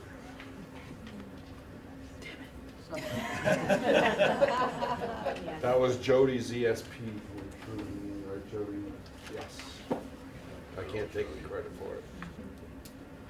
All right, so we'll change that one.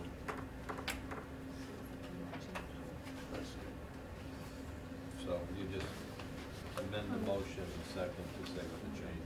Yep. And we'll get a new one out there, but this is basically what it is. Mhm. So, all those in favor of voting yes to basically what this is, please say aye. Aye. Anyone opposed? Anyone abstain? That's done. Naming facility, we don't need to do that. Superintendent's goals, all right, we heard them. What's your feeling? Do you want to accept them as they are? Do you want to take a month to think about it? Do you want, what do you think? I'm ready to go with them, but, and we can always add or amend. I think you're quite Well, challenging. thank you, Linda. And I second it. And we have a second. Any discussion on the goals? I said, I think they're quite challenging, that's quite a lot on our plate, so I think we should go with them. Well, we do have a motion and a second, so unless there's further discussion, I'll vote. Just have one question. All right. Belinda, will we be evaluating these on a quarterly basis? I mean, how will we be measuring this? Like, is it gonna be a couple times a year looking at it? So Like- usually I give you periodic updates, like every other month. I think the board asked me for updates on my goals, so. Every other month? Probably next month, because I've been working on some of these anyway. So I'll give you an update next month and then every other month. Okay. And we'll use these updates when we do the evaluation at the end of the year, so it'll be important for all of us. Thank you. So, all those in favor of accepting the goals, please say aye. Aye. Anyone opposed? Anyone abstain? That passes. Removal of the textbook. Dumb question, we actually have to do this. If the superintendent wants to bring it to us, then I think it's, we should. Okay, I'm just asking if it's something that we And I'm just giving you my opinion. technically need to do. You wanna have a big book burning with Mr. Birch, that'd be fun. No, just Generator asking. goes out, is there a support heat? Yeah, good point. Tom, will you bring the cocoa and play with your band? Absolutely. You wanna make Well, a I'll motion? get the 1983 Sean's book. making the motion to get rid of these books, who wants to second it? All right. Sean, it's I taxpayers' think it was money that Val. you probably paid. Yeah. Any other Okay. discussion? All those in favor of getting rid of these books, please say aye. Aye. Anyone opposed? Anyone abstain? We have one resignation. Don't get rid of books, oh no! It's been done on. Yeah. And so that's with, Beautiful. that we have to accept that resignation. We don't mind. So John Fontaine is leaving us as of November 29th. So Mr. Fontaine got offered an opportunity. He lives about, I guess, 45 minutes to 50 minutes away. And he was given an opportunity to take a position at the school that his own children attend. And the temptation of that, he wasn't looking for another position. This kind of fell in his lap. It's bad timing for us, but I can understand the teacher's rationale. Of course. Does he teach phys ed elementary? We've got feelers out there for new, We sure do. we do. We already have applicants on School Spring, Belgium. So Okay, so we have a resignation, do I have a motion to accept? Can accept the resignation with Do I have a Good second? for him.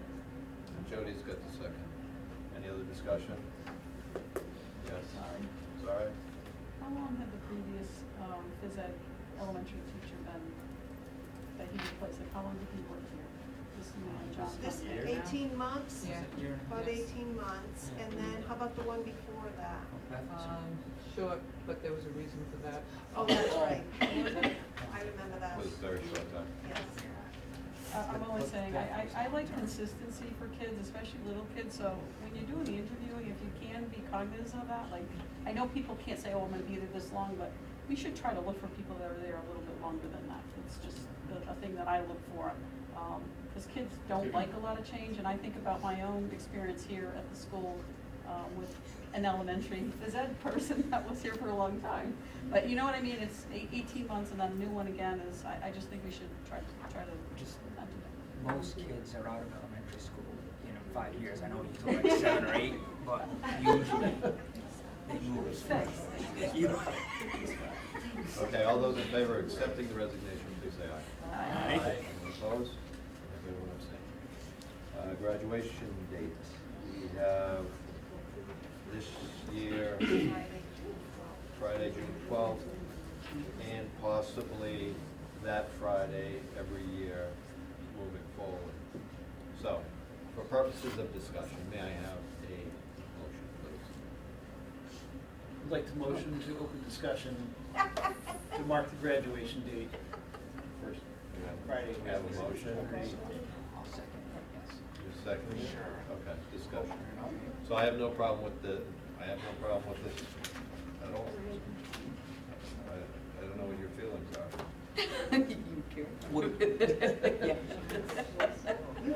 Of course. Yes, I have been wanting a set date for a long time. It just makes it so much easier. So you want to do the First first Friday after the 180th day? Yes. But But what? the motion, Sean? are we making the motion, since I seconded it, that is what we're doing every year, or are we just doing it for this year? We can make two motions if We we can would have like. two motions. I'm just asking what we're talking about, I just wanna know. This motion was for this Yeah. year. Right. And then we can discuss how we want to go forward, so we can make another motion after this to make a I would policy have to. of having it that way. Let's If- vote on the first If motion. that's your choice.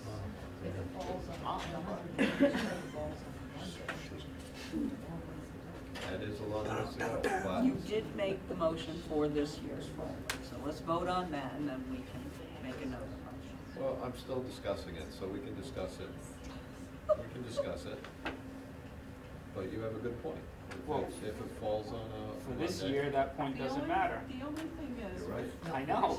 What, It So doesn't. we're voting on the first, that's the point.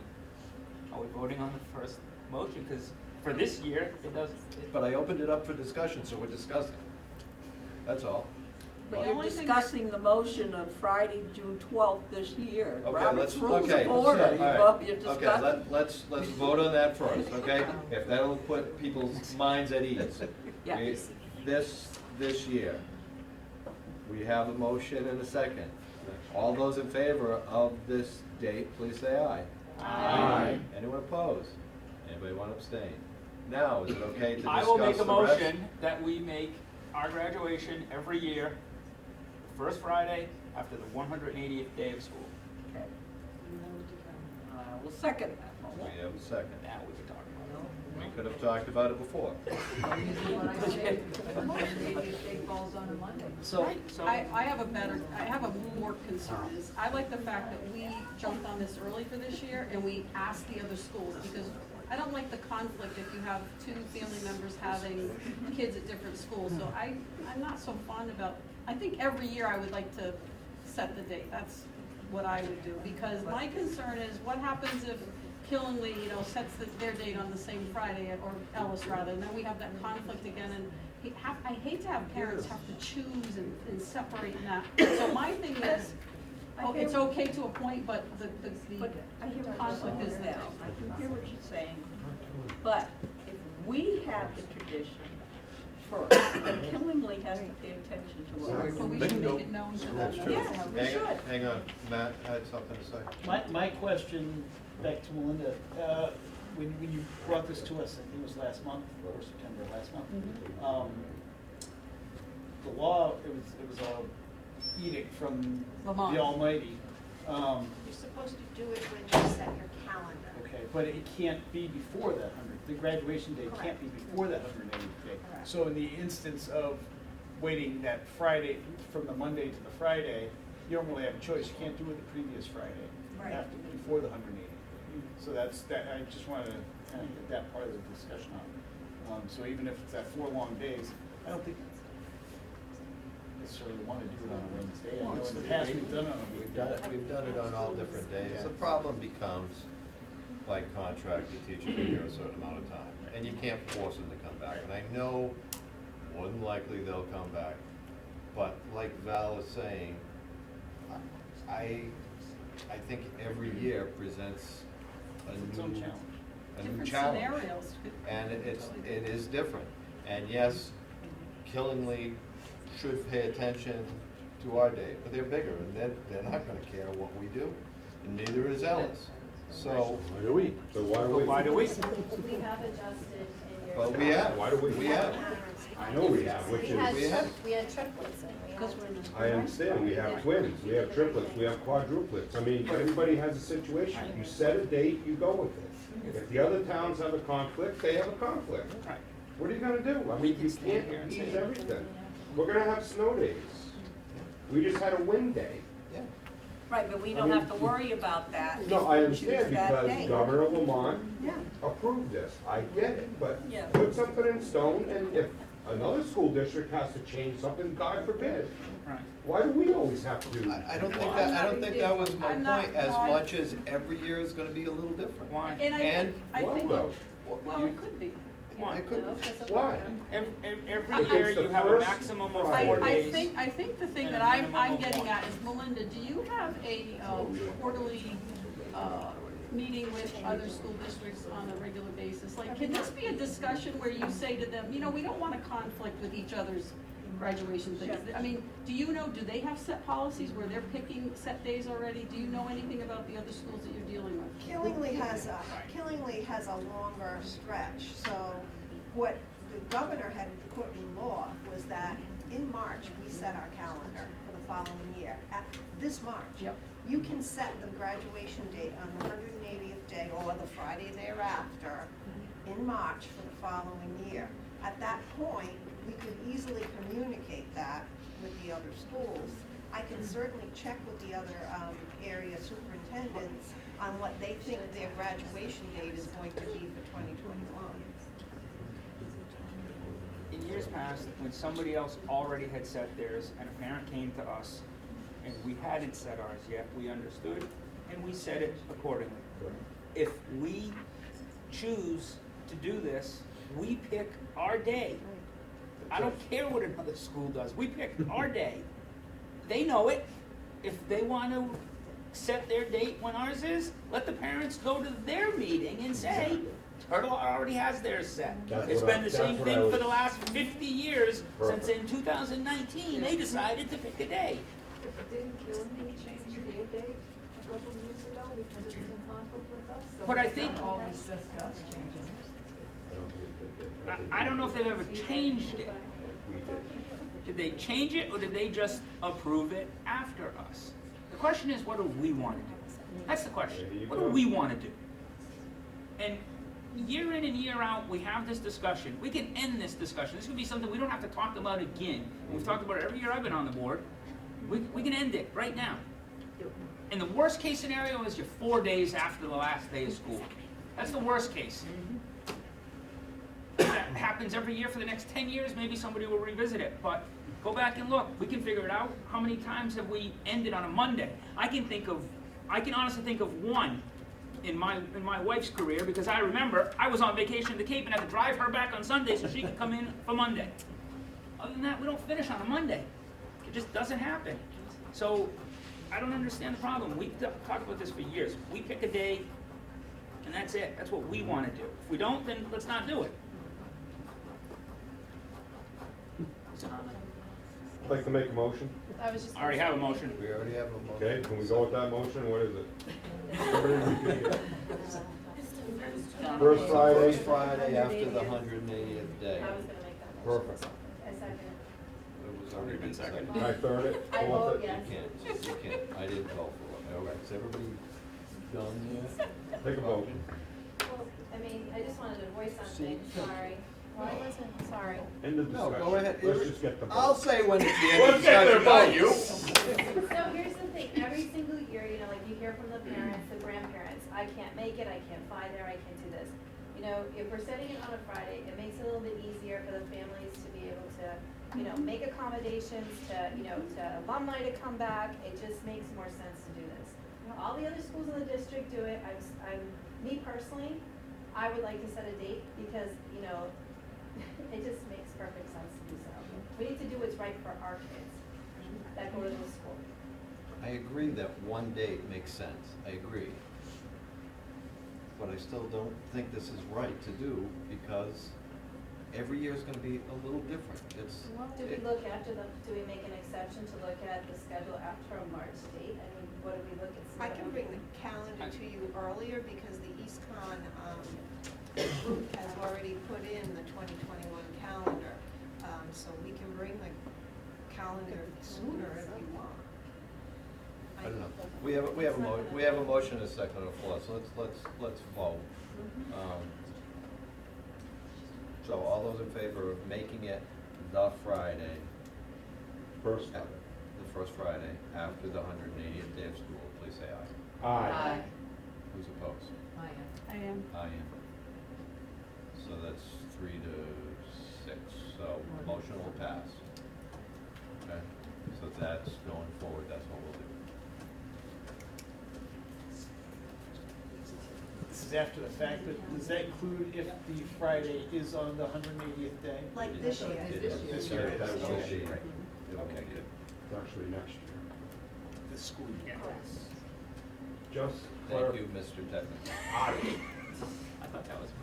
But at least project graduation has the date now. Perfect. Okay.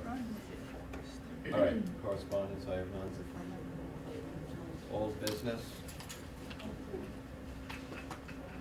Go ahead. I'd like to know how, like, the Chromebooks, how that's rolled out at the beginning of school, like, how is that all flying, you know, like, with the amount of technology people that we have, you know, just wondering. So, our technology department is taxed. I'm not gonna say they're not. We've been making do with the staff that we have. Remember that Danette is our data manager, and she's managing a lot of the Tyler back end, trying to get it set up. Heather's doing all the technical things with Tracy. Tracy's been keeping on top of the repairs with the Chromebooks. They come and go out of our office almost every day, right, Danielle? They go back for service. We do have a technician that comes in part-time. He was a student here last year, and in between his classes, he comes in and he does a nice job and primarily works on the upgrade of the Chromebooks. If you said to me, you know, how's the staffing in that department, I would say it's pretty taxed. And every time we add new devices and upgrade technology, it's always gonna take a stress on that department. They've been managing, and I think primarily because we've had those few hours that we left over, we had some hours left over from the summer, that we could call that young man in to kind of work on the Chromebooks. I wouldn't think it's at a critical place yet, but we start to add more devices, say we give devices to 3rd and 4th grade, then we're really going to have to really reassess the staffing there. And I guess budget time would be a good time to talk to Heather about that. Oh, sorry. Sorry, No, go ahead, Don. No, you go ahead. Is there a way to incorporate high school students, not with obviously anything sensitive, but get kids who are interested and involved in technology to get in that department and help with this stuff? So we did that this summer. Yep. We had a school work grant for EastCon, and Tracy, our network manager, worked with, I don't know, maybe four, there you are, Tracy, 4 students, right?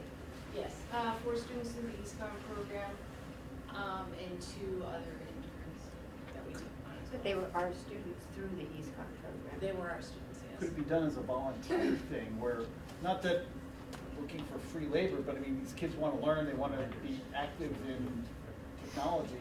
Can you do it as an after-school program or during school, study hall? So what it does, Enrichment.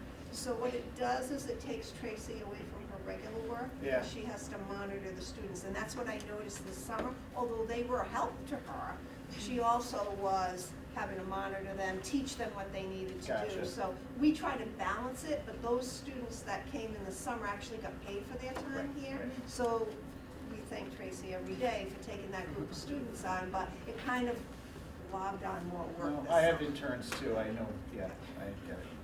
But yeah, we do try to take on interns through their study halls Yep. in the high school, Okay. preferably just one in the spring semester. It did work out okay last year, but there were some setbacks with that, with the training. Yep. Because it's not as consistent as it needs to be. Right. And we are gonna get someone after school starting next week, I believe, on Tuesdays, to volunteer. So Good. that's actually how we got the gentleman that works for us now. Tracy, I'm correct in saying you're treading water, right? Yeah. I just have a request, I don't know if it's possible, but each equipment, each device that is maintained by Tracy and her two other people, basically Tracy, I don't mean to like put you on the spot. Is it possible to get like a printout? I just would like to see, I know it, to see how many pieces of equipment that the school does have. I mean, cause you're asking for one person and a half to maintain 3 schools, and I think you all would be amazed on the amount of equipment that that one person, it's not even mentioning her as a person, but that one person that has to maintain. And I think you would be amazed, and I think that we need to look at it, because if we're taking out textbooks and moving closer to technology and computers, we need to look at that. Yep, I agree. And what do you get, 9 new students? Of those 9, how many get computers? You got 9 new students, is that what you said? They'll each get, yeah, and then the other 3 pending, depending on what grade level they're in, but they're definitely grades 5 through 12. They'll all be issued a computer, and we have some extras in inventory, I believe. Yeah. Yeah. Two things. One, real minor, but every month I think about it when we're going through this. Can we try to make a habit with the administrators' reports? I know everything in this packet is in order as to what we're gonna do. Because that's the one thing that never is. We randomly pick who talks first, second, and third. And we're all fumbling. flipping through trying to find their report. Oh, I It's a thought stupid you- little thing, but, I thought you would have read that ahead of time. well, I still like to, I do. Mr. Jones was sick, so I I know, wanted to I'm go just first. saying, it's a dumb little thing, but it's every month I'm like, we're all doing this, I watch everybody do it, so. I'll do it on purpose. Okay, and did you read your agenda? Was it before or after I called you? Oh, okay. After. The second thing though, and this is more important, we've talked about it in the past. As a board, I think a lot of us have made comments and have an opinion on other members on other boards and their social media use. And what I wanna know is, can we, as a board, set an ethical standard for us? Okay, maybe take the lead in that, you know, we all know the elephant in the room of the transparency page and the way it's administered and the way elected officials act. And we've voiced it many times at the meetings, and so now I think we should take the lead in that. So the question is, I know there's state ethics, but from a standpoint of specifically social media, can we set our own ethics and say what we expect our members to adhere to? We do have a policy, I think, and in recent years, I think every one of these board members has been pretty respectful Agreed. and, very mature about stuff going out there. And we do have a policy where the board chair or the vice chair or the superintendent speaks for the board, no one else, and Danielle, I'll let you know, no one else speaks for the board, okay? Because we want one voice. And we are not transparency, and we don't get into that fighting back and forth and arguing and making the comments.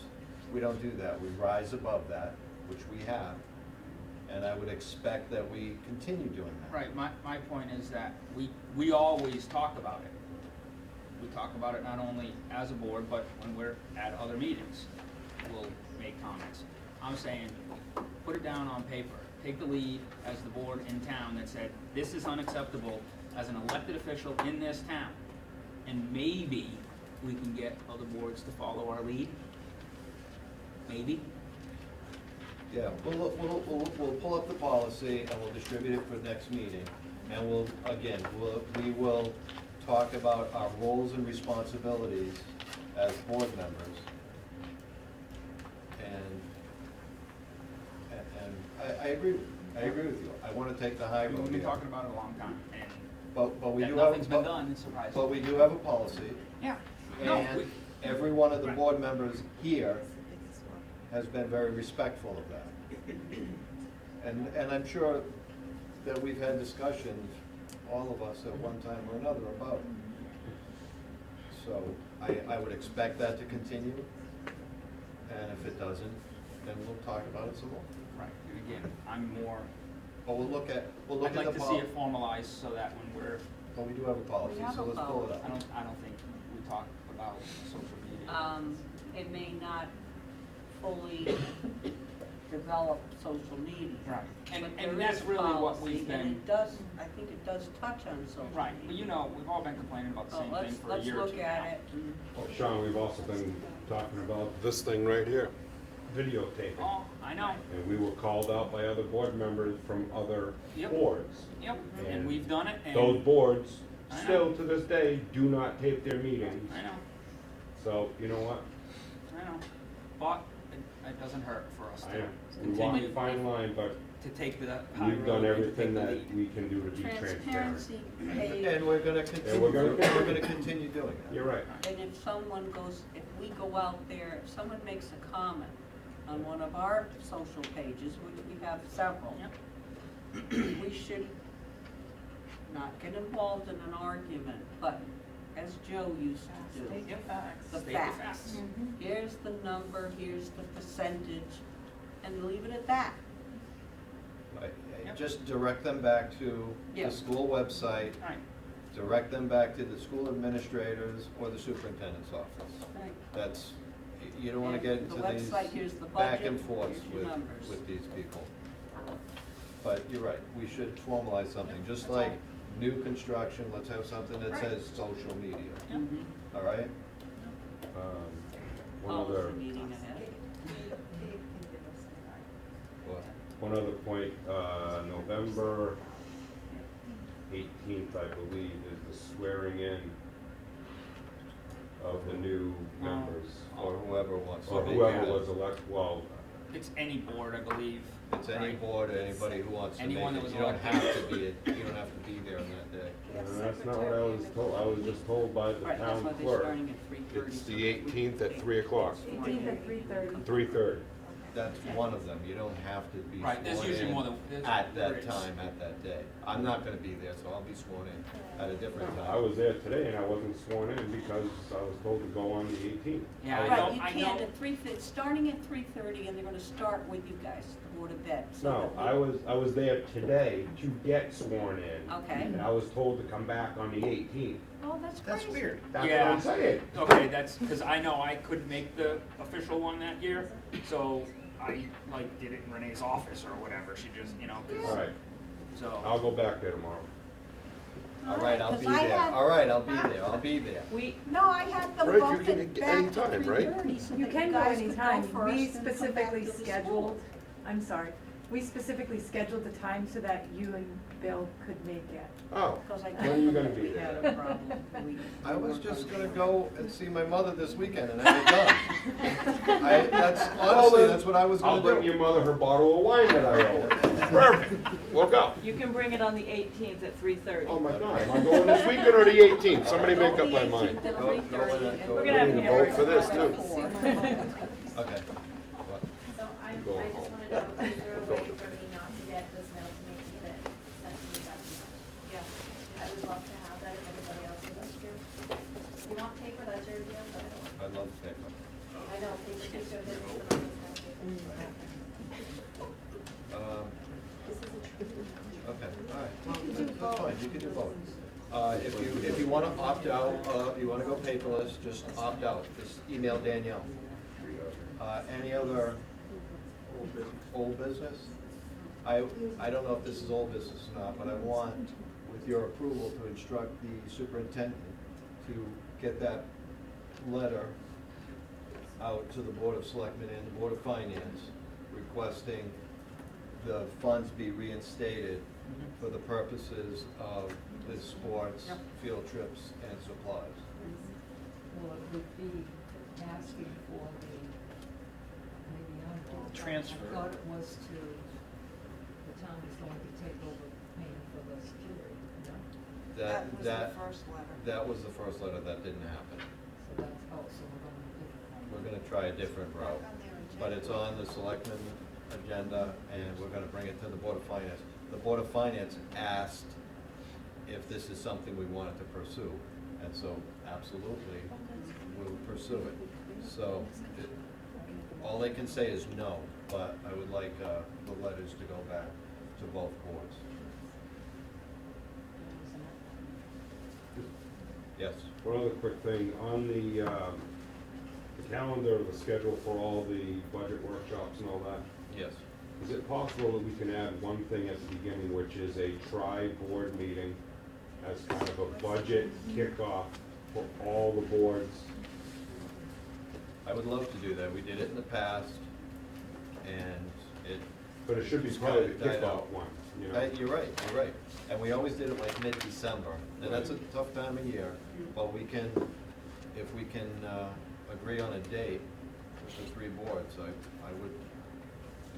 Just so we, you know, here's what we're looking at, you know, we, preliminaries, I whatever. totally agree. I think it's a great idea. Off of that, if we're ready, yeah, and Melinda and Amy, Right. when the budgets are finalized, if they can go away together, demonstrating united front Because it's for one the budget. entire budget. yes. One budget. Maybe we can talk to the selectmen about getting that changed. All right, any other old business, citizens' comments? Motion to adjourn? All in favor, say aye. Right, so just so